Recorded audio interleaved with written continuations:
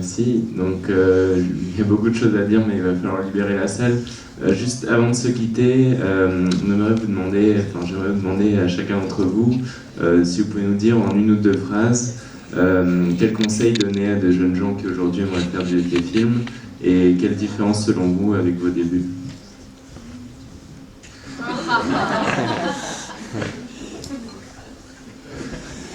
Wow. Non, mais je sais pas, la question avait été posée un peu, vous avez été un peu posée avant ce soir, parce que c'est pas une question simple. Mais c'est simple, enfin, je pense que je vais vous dire ce que vous savez déjà, et en même temps, ça me fait bizarre de prendre cette place-là de conseils, mais j'en ai pas trop à donner, à part... Moi, le premier film que j'ai fait, c'était vraiment une urgence, une impulsion, qui est aussi partie d'ailleurs d'un morceau de musique. C'était quelque chose de tellement... voilà, il fallait que je sorte quelque chose, il fallait que j'avais envie de filmer tel et tel corps, j'avais envie d'entendre absolument cette musique-là avec ces images-là. Et en fait, ça m'a choisi. J'ai l'impression que j'ai été attrapée par une fièvre. J'ai mis d'ailleurs 3 ans à m'en remettre. C'est très étrange de faire un film, enfin le premier, une fois qu'on l'a fait, on a l'impression qu'il y a un truc qui est sorti de nous comme ça. Moi j'ai mis du temps à comprendre par où ça passait et comment ça agissait. Enfin, je trouve ça m'a beaucoup troublée. Après j'en ai refait, pendant 3 ans, ça m'a un peu genre waouh. Mais donc je réponds pas du tout à la question. Je pense qu'il faut se laisser contaminer par la fièvre. Voilà.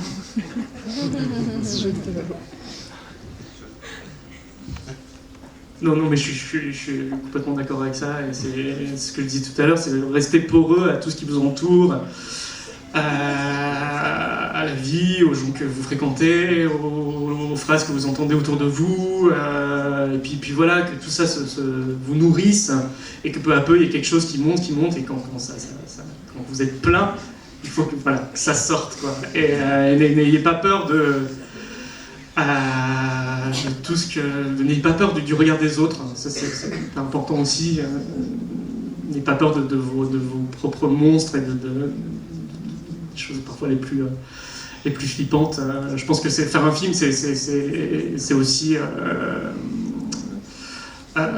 jouer avec nos propres peurs. Et je pense que on sait pas forcément mettre des mots sur ce qu'on va faire, sur nos projets. Et je pense que c'est ça qui est excitant aussi, c'est-à-dire mettre en image nos propres peurs, nos propres questionnements. Et voilà, je pense qu'en plus à votre âge vous en avez plein, donc allez-y. En plus aujourd'hui c'est vraiment le cinéma s'est démocratisé, on peut faire des films avec des petites vidéos et tout, donc il faut en profiter, je crois. Que dire de plus? Oui, donc suivez. Moi je pense qu'il faut que ce soit vital, c'est-à-dire qu'on n'ait pas le choix, hein. On ne fasse pas du cinéma pour être dans le cinéma, mais parce qu'on a envie d'exprimer quelque chose, comme disait Yann, en se fichant complètement de ce que peuvent penser les autres. Et un conseil, si je peux me permettre, c'est de questionner les outils, c'est-à-dire ne prenez pas les outils pour argent comptant. C'est-à-dire qu'ils ont été, maintenant les petites caméras ont été inventées par des informaticiens qui n'ont pas forcément un œil. N'hésitez pas à triturer l'outil, à le détourner, voilà. Exactement. Regardez et écoutez, et triturer l'outil. Enfin, le bon outil. Moi je dirais que ne perdez pas le sens, parce que vous parliez au début de la hiérarchie, du cinéma, tout ça. Enfin, moi j'ai pas choisi ce chemin-là du tout, et pourtant je me suis pas mal... Enfin, j'ai essayé à un moment donné d'avoir une production, de rentrer dans un autre système, d'être financé, etc. Et le fait de ne pas être franchement assumé d'un côté ou de l'autre, c'est très inconfortable. Donc à partir du moment où j'ai décidé que c'était pas que c'était pas mon chemin, que c'était pas mon format et que c'est pas ce qui me correspondait, la façon dont j'abordais le cinéma était complètement autre, et que je suis allée à fond là-dedans. Je me suis sentie beaucoup plus libre, vraiment. Donc que vous choisissiez un chemin ou un autre, allez-y à fond.